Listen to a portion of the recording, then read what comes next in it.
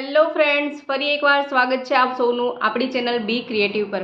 દરરોજની જેમ આજે પણ હું તમારા માટે ઘણા બધા એવા ઉપયોગી આઈડિયાઝ લાવી છું જે તમને રોજિંદા જીવનમાં ઘરકામમાં ખૂબ જ ઉપયોગી થઈ શકે છે। જાણતા હશો, હાલના સમયમાં માર્કેટમાં દરેક વસ્તુઓમાં ભેળસેળ જોવા મળે છે। મોંઘી ચીજ વસ્તુઓ જ્યારે ઘરે લાવીએ અને તે પણ આપણને શુદ્ધ ન મળે ત્યારે આપણને ખૂબ જ દુઃખ થાય છે કે સ્વાસ્થ્ય સાથે પણ રમત થઈ રહી છે અને આપણા પૈસા પણ વેસ્ટ થઈ રહ્યા છે। તો આવી ભેળસેળવાળી દુનિયામાં, ભેળસેળના જમાનામાં આપણે કઈ રીતે ઓળખી શકીએ કે આપણે જે મોંઘી વસ્તુઓ લાવ્યા છીએ તેમાં ભેળસેળ છે કે નહીં, કે શુદ્ધ છે? તો તેના માટેના આપણે અમુક એવા ઉદાહરણ જોઈશું અને ઘણી બધી વસ્તુઓનું ટેસ્ટિંગ કરશું કે કઈ રીતે આપણે જાણી શકીએ કે આ વસ્તુમાં ભેળસેળ છે કે તે ઓરિજિનલ છે। તો વિડીયોમાં એન્ડ સુધી બન્યા રહેજો। સૌપ્રથમ વાત કરીએ મરીમાં ભેળસેળ। જી હા, મરીના દાણામાં પણ પપૈયાના બીજની ભેળસેળ કરવામાં આવતી હોય છે। પપૈયાના બીજ મરી જેવા જ દેખાય છે તો આપણે ઓળખી જ ન શકીએ કે આ મરીના દાણા છે કે પપૈયાના બીજ છે। તો તેના માટે અહીં આપણે આ દાણાને આ રીતે પ્રેસ કરવાનું છે। જો આ મરીનું બીજ કડક જણાય અથવા તો તેમાં ઓઇલ જેવો પદાર્થ નીકળે તો તે ઓરિજિનલ મરીના દાણા છે, પરંતુ જો તેને પ્રેસ કરતાં જ તે તૂટી જાય, ભૂકો થઈ જાય તો તે પપૈયાના બીજ છે। તો એક રીત છે કે આ રીતે તમે ચકાસી શકો કે મરીના દાણા છે કે પપૈયાના બીજ છે।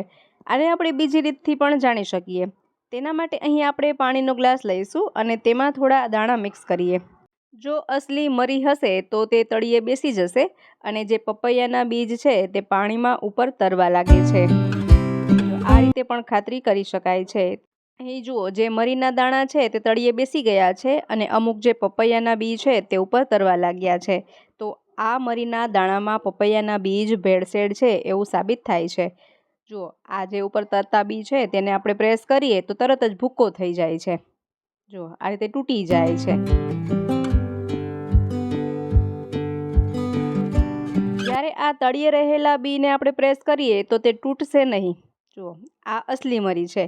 તો આ બે રીતથી તમે મરીના દાણાને ઓળખી શકો છો કે આમાં ભેળસેળ છે કે નહીં। ચાલો હવે વાત કરીએ ઘીમાં ભેળસેળ। તો અત્યારે માર્કેટમાં ઘીમાં પણ ભેળસેળ કરવામાં આવતી હોય છે। જી હા, આ ઘીમાં બટેકાનો માવો અથવા તો શક્કરિયાનો માવો મિક્સ કરી અને વેચાણ કરવામાં આવતું હોય છે, જે આપણને નરી આંખે જોતા ભેળસેળ હોય એવું ન લાગે, પરંતુ આ ઘીમાં ભેળસેળ છે કે નહીં તે ચકાસવા માટે તમે આ ઉપાય કરી શકો। અહીં ફરીથી આપણે એક પાણીનો ગ્લાસ ભરીશું અને 1 કે અડધી ચમચી જેટલું ઘી પાણીમાં રેડીએ। જો આ ઓરિજિનલ સાચું ઘી હશે તો તે પાણીમાં ઉપર તરવા લાગશે, પરંતુ જો આ ઘી તળિયે બેસી જાય તો સમજવાનું કે આમાં બટેકાનો અથવા તો શક્કરિયાનો માવો મિક્સ કરવામાં આવ્યું છે, કારણ કે ઘી કે તેલ ક્યારેય પણ પાણીમાં ડૂબતા નથી। હવે વાત કરીએ મરચું પાવડરમાં ભેળસેળ। આપણે જ્યારે માર્કેટમાંથી રેડીમેડ મરચું પાવડર ખરીદીએ તો ઘણી વખત તેમાં કલર કે લાકડાનો ભૂકો વગેરે મિક્સ કરવામાં આવતું હોય છે। તો તેને પણ તમે આ રીતે ચકાસી શકો। અહીં ફરીથી આપણે એક પાણીનો ગ્લાસ ભર્યો છે અને તેમાં થોડું મરચું પાવડર ઉમેરીએ। જો શુદ્ધ મરચું પાવડર હશે તો તે તળિયે બેસી જશે, પરંતુ જો તેમાં લાકડાનો છોલ કે કોઈ પણ વસ્તુની મિલાવટ કરવામાં આવી હશે તો તે પાણીમાં ઉપર તરવા લાગશે। અહીં જે આ મરચું પાવડર છે તે ઘરે દળાવેલું છે તો આ એકદમ શુદ્ધ મરચું પાવડર છે। જુઓ, તળિયે બેસી ગયું છે। એ ઉપરાંત જો મરચું પાવડર તેમાં મિક્સ કરતાં પાણી એકદમ લાલ કલરનું થઈ જાય તો તેમાં કલર મિક્સ કરેલો હોઈ શકે છે। તો આ રીતે તમે મરચું પાવડરની ચકાસણી કરી શકો છો। હવે વાત કરીએ વટાણામાં ભેળસેળ। જ્યારે આપણે વટાણાના દાણા ખરીદીને લાવીએ તો એમાં પણ ઘણી ભેળસેળ રહેલી હોય છે। તેમાં કેમિકલ કલરનો ઉપયોગ કરવામાં આવ્યો હોય છે। તો તેના માટે અહીં આપણે થોડું પાણી ગરમ કરી લેવાનું છે। હવે આ હુંફાળા પાણીમાં વટાણાના દાણાને ઉમેરી દેવાના છે। ત્યાર પછી તેને આ રીતે મિક્સ કરી લઈએ। 1 થી 2 મિનિટ સુધી આપણે તેને પાણીમાં જ રહેવા દેવાના છે। જો આ વટાણામાં કોઈ કેમિકલ પ્રોસેસ કે કોઈ કલરનો ઉપયોગ કરવામાં આવ્યો હશે તો આ પાણી લીલા કલરનું બની જશે। જો પાણીનો રંગ બદલાય નહીં, પાણીનો રંગ એમને એમ જ રહે તો આ વટાણા શુદ્ધ છે। એ ઉપરાંત અત્યારે ચોખામાં પણ ખૂબ જ ભેળસેળ થતી હોય છે। માર્કેટમાં નકલી ચોખા પણ મળતા હોય છે, અથવા તો અસલી ચોખા સાથે નકલી ચોખા મિક્સ કરીને પણ વેચાણ થતું હોય છે। એ જ રીતે ખીચડિયા ચોખા હોય, બાસમતી ચોખા હોય, કોઈ પણ ચોખા હોય તેમાં ખૂબ જ ભેળસેળ જોવા મળે છે। તો એને આપણે બે રીતથી ચેક કરીએ। ચાલો પહેલાં આપણે અહીં પાણીનો ગ્લાસ ભરી લઈએ ને હવે 1 ચમચી ચોખા લઈ અને આ ગ્લાસમાં આપણે ઉમેરીએ. જો ચોખા તળિયે બેસી જાય તો તે ઓરિજિનલ ચોખા છે, પરંતુ જો ચોખા ઉપર તરવા લાગે તો તે ચોખા નકલી હોઈ શકે. અહીં આ જે ચોખા છે એકદમ તળિયે બેસી ગયા છે. આમાં કોઈ પણ જાતની ભેળસેળ નથી. જુઓ, તમે જોઈ શકો છો. જો આ રીતે તળિયે બેસી જાય તો તેમાં કોઈ પણ નકલી ચોખા મિક્સ કરવામાં આવ્યા નથી. એ જ રીતે આપણે આ ખીચડિયા ચોખામાં પણ કરીએ. ખીચડિયા ચોખાની 1 ચમચી ભરી અને આ ગ્લાસમાં ઉમેરીએ. જો આ ચોખા તળિયે બેસી જાય તો તે ચોખા શુદ્ધ છે, એટલે કે ભેળસેળ વગરના છે. તો કોઈ પણ રીતના ચોખા હોય તેને તમે આ રીતે ટેસ્ટિંગ કરી શકો છો. અથવા આ ચોખા અસલી છે કે નકલી એને બીજી રીતથી પણ ચેક કરી શકાય. અહીં આપણે આ ગેસના ચૂલા પર ચોખાને આ રીતે રાખી દેવાના છે. ત્યાર પછી આપણે ગેસ સ્ટવ ચાલુ કરીએ અને આ ચોખાને એકદમ બળવા દેવાના છે. ચોખા એકદમ બળી જાય ત્યાં સુધી આપણે ગેસ ચાલુ રાખીશું. ત્યાર પછી ગેસની ફ્લેમ બંધ કરી દઈએ. હવે ચોખાને ઠંડા થવા દઈએ. ચોખા ઠંડા થઈ ગયા પછી તેને આ રીતે હાથેથી પ્રેસ કરવાના છે. જો પ્રેસ કરતાં તેનો એકદમ ભૂકો થઈ જાય કે ટુકડા થાય તો તે ઓરિજિનલ અસલી ચોખા છે. પરંતુ જો તે ઓગળવા લાગે, તે ચોખા ઓગળી રહ્યા છે, તો તે પ્લાસ્ટિકના ચોખા છે એવું કહી શકાય. હવે વાત કરીએ સફરજનમાં ભેળસેળ. જી હા, બહારથી ખૂબ જ ચમકદાર દેખાતા સફરજનમાં પણ ખૂબ ભેળસેળ થયેલી હોય છે. તેમાં શું ભેળસેળ હોય છે? તો આ સફરજનને ચમકદાર બનાવવા માટે તેના પર વેક્સ એટલે કે મીણ લગાવવામાં આવ્યું હોય છે. તો જ્યારે પણ માર્કેટમાંથી સફરજન ખરીદીને આવીએ તો ચાકુ વડે જુઓ આ રીતે આપણે થોડું રગડીએ તો તમે જોઈ શકશો કે સફેદ કલરનો પદાર્થ તેમાંથી ઉખડવા લાગશે. આ સફેદ પદાર્થ જે છે તે છે મીણ. તો સફરજન પર મીણ લગાવવામાં આવે છે. આપણે જો આ સફરજનને ધોઈ અને એમને એમ ખાઈ લઈએ તો ઘણું બધું મીણ આપણા પેટમાં ચાલ્યું જાય છે. તો સ્વાસ્થ્યને સારું બનાવવાના બદલે નુકસાન પણ થઈ શકે છે. જુઓ, તમે જોઈ શકો કે કેટલું મીણ આમાંથી ઉખડી જ રહ્યું છે. તો જે સ્વાસ્થ્ય માટે બેસ્ટ ગણાતા સફરજન પણ આપણને નુકસાન પહોંચાડી શકે. તો જ્યારે પણ સફરજન ખરીદીને લાવીએ તો થોડું પાણી ગરમ કરી અને તે ગરમ પાણીમાં સફરજનને ધોઈ નાખવાના છે, જેથી કે તેના પર રહેલું વેક્સ એટલે કે મીણ બધું જ નીકળી જાય અને આપણને શુદ્ધ સફરજન મળે. ત્યાર પછી આ સફરજનને સરસ રીતે લૂછી નાખીએ. હવે આપણે ચાકુ વડે જો તેના પર આ રીતે રગડીએ તો હવે તેમાંથી જરા પણ મીણ નીકળતું નથી. તો આ પણ સફરજનને તપાસવા માટેનો ખૂબ જ બેસ્ટ આઈડિયા છે. ચાલો હવે જોઈ લઈએ નેક્સ્ટ આઈડિયા. હવે વાત કરીએ દૂધમાં ભેળસેળ. જી હા, દૂધને લાંબા સમય સુધી ફ્રેશ રાખવા માટે તેમાં સિન્થેટિક દૂધ અથવા તો ડિટર્જન્ટનો ઉપયોગ કરવામાં આવતો હોય છે. તો તેને ચકાસવા માટે અહીં આપણે પહેલાં કોઈ પણ વાસણમાં થોડું દૂધ લઈએ અને એટલા જ પ્રમાણમાં તેમાં થોડું પાણી મિક્સ કરવાનું છે. ત્યાર પછી તેને ચમચી વડે આ રીતે મિક્સ કરીએ. જો તેમાં ખૂબ જ ફીણ વળવા લાગે તો તેમાં ડિટર્જન્ટ મિક્સ કરવામાં આવ્યો છે, પરંતુ જો આ દૂધમાં કોઈ પણ ફીણ વળે નહીં તો તે દૂધ શુદ્ધ છે એવું કહી શકાય. આને તમે બીજી રીતે પણ ચેક કરી શકો. મિક્સર જારમાં ઉમેરી અને મિક્સર જારને આપણે ચલાવીએ. જો તેમાં ખૂબ જ ફીણ વળે તો આ દૂધ મિલાવટવાળું છે, ભેળસેળવાળું છે એવું કહી શકાય. એ સિવાય દૂધમાં હળદર મિક્સ કરી અને ચેક કરી શકાય. જો હળદરનો રંગ લાલ કલર થઈ જાય તો દૂધમાં ભેળસેળ હોઈ શકે છે, પરંતુ હા, હળદર પણ શુદ્ધ હોવી જરૂરી છે.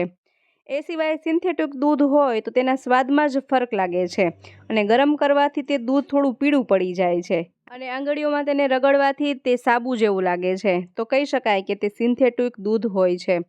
આ રીતે આપણે દૂધની ચકાસણી કરી શકાય છે. હવે વાત કરીએ ચાની ભૂકીમાં ભેળસેળ. આ ચાની ભૂકીમાં ઘણી વખત છાણ મિક્સ કરવામાં આવતું હોય છે. એ ઉપરાંત લોખંડનો ભૂકો મિક્સ કરવામાં આવે છે, કલર મિક્સ કરવામાં આવે છે. એ ઉપરાંત કચરો પણ ઘણી વખત મિક્સ કરવામાં આવતો હોય છે. જી હા, આ જાણીને તમને ખૂબ જ નવાઈ લાગશે, પરંતુ આવું બને છે.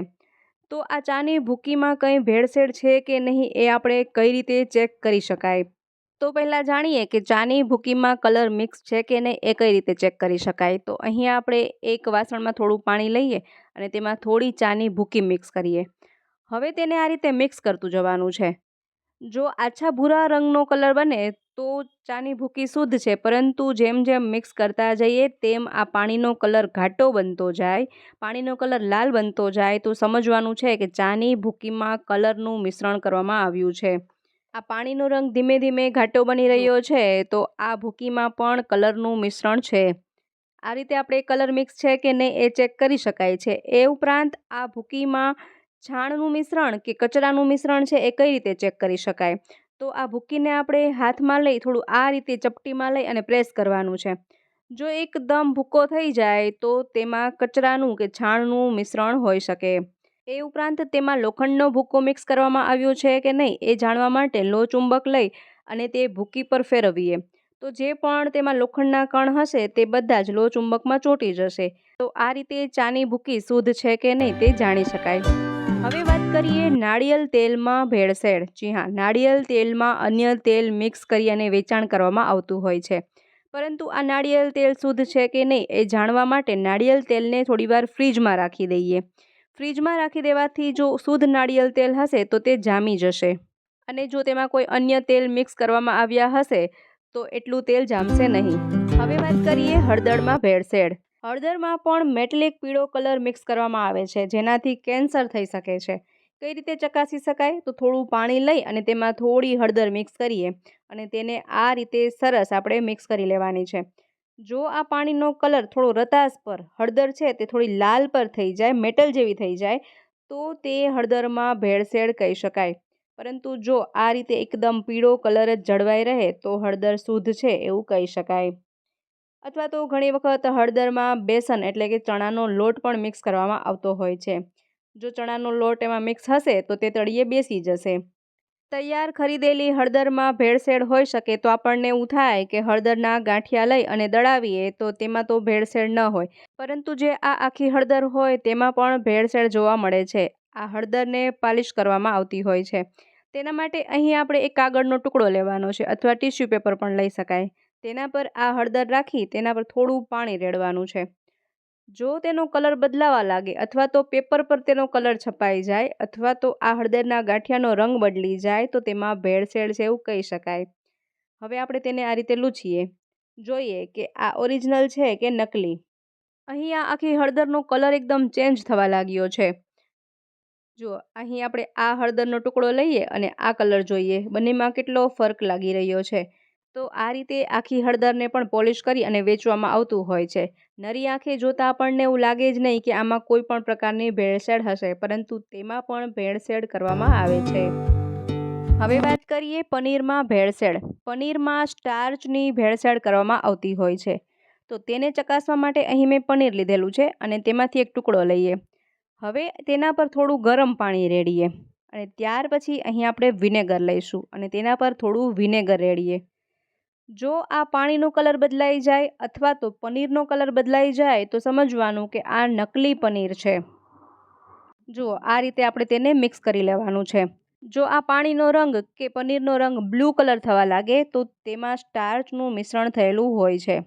અહીં તમે જોઈ શકો છો કે આ પનીરમાં પાણીનો કે પનીરનો રંગ એટલો બદલ્યો નથી, જેથી સાબિત થઈ શકે કે આમાં કોઈ પણ જાતની ભેળસેળ નથી. હવે વાત કરીએ જીરુંમાં ભેળસેળ. શું જીરુંમાં પણ ભેળસેળ થઈ શકે? તો જવાબ છે હા. તેને તપાસવા માટે અહીં આપણે થોડું જીરું લઈશું અને તેને આ રીતે હથેળીમાં થોડું મસળવાનું છે. આ રીતે મસળવાથી જો જીરુંનો રંગ બદલાવા લાગે અથવા તો જીરું કાળા રંગનું થઈ જાય તો સમજવાનું કે તે જીરું નથી પરંતુ ચારકોલ ડસ્ટથી રંગેલા ગ્રોસ સીડ્સ છે. જો અહીં જોઈ શકો છો કે જેમ જેમ આપણે તેને મસળીએ તેમ તે કલર બદલતો જાય છે. જુઓ આ જીરુંમાં ભેળસેળ છે એવું સાબિત થાય છે. પહેલાં આપણે જેવા જીરું લીધા હતા તેને બાજુમાં રાખીએ, જુઓ કેટલો ફરક લાગી રહ્યો છે. તેને મસળતા તે કંઈક આવા થઈ જાય છે, લીસા બની જાય છે અને તે એક અલગ જ રીતના થઈ જાય છે. તો આ રીતે જીરું શુદ્ધ છે કે નહીં તેની ખાતરી કરી શકાય છે. મોટાભાગે દરેક વસ્તુઓમાં ભેળસેળ જોવા મળે જ છે. ચાલો હવે વાત કરીએ તજની. શું આ તજમાં પણ ભેળસેળ હોઈ શકે? જી હા, તજના ટુકડામાં પણ ભેળસેળ કરવામાં આવતી હોય છે. આ તજના ટુકડામાં જામફળની છાલની ભેળસેળ કરવામાં આવતી હોય છે. જામફળની છાલ પણ તજના ટુકડા જેવી જ લાગે તેથી તેને મિક્સ કરવામાં આવે છે. તેને ચકાસવા માટે અહીં આપણે તજનો ટુકડો થોડો ભીનો કરી અને હથેળી પર ઘસીશું. જો તેમાં કલર છૂટે અને સુગંધ આવે તો તે અસલી છે અથવા તો જો તેમાં કોઈ કલર ન આવે તો તે જામફળની છાલ છે. નકલી હશે તો તેને હાથ પર ઘસવાથી કોઈ પણ કલર નહીં આવે અને તેમાંથી સુગંધ પણ નહીં આવે. તો તજ અસલી છે કે નહીં તેને આ રીતે ચકાસી શકાય. હવે વાત કરીએ મધ અસલી છે કે નકલી તેને કઈ રીતે તપાસી શકીએ. મધમાં સુગર સોલ્યુશનની ભેળસેળ કરવામાં આવે છે. તો અહીં આપણે થોડું મધ લેવાનું છે અને કપાસની દિવેટ, રૂની દિવેટ હોય તેને તેમાં બોળી અને તેને પ્રજ્વલિત કરીએ. જો અસલી મધ હશે તો આ દીવો તરત જ પ્રજ્વલિત થઈ જશે, પરંતુ જો નકલી મધ હશે તો તે પ્રગટશે નહીં. જો અહીં આ દીવો જે છે તે સળગતો જ નથી, તે માટે આ છે તે નકલી મધ હતું, પરંતુ આપણે બીજા મધથી ટ્રાય કરીએ. ફરીથી થોડું મધ લઈએ અને તેમાં દિવેટ બોળી અને તેને આપણે પ્રજ્વલિત કરીએ. જુઓ તો આ દીવાની વાટ તરત જ આ રીતે પ્રજ્વલિત થઈ જશે, સળગવા લાગશે. તો જાણી શકાય કે આ મધ છે તે શુદ્ધ છે.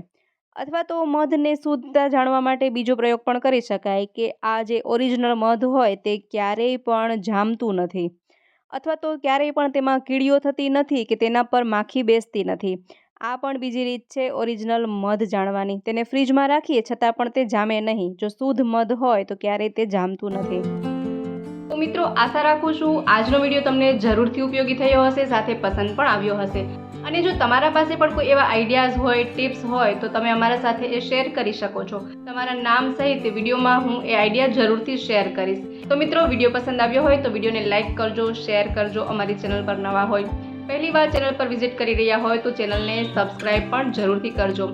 ફરી મળીશું નવા વિડીયોમાં નવા જ આઈડિયાઝ સાથે. ત્યાં સુધી જોતા રહેજો આપણી channel be creative, that makes you perfect woman. ત્યાં સુધી bye bye and take care.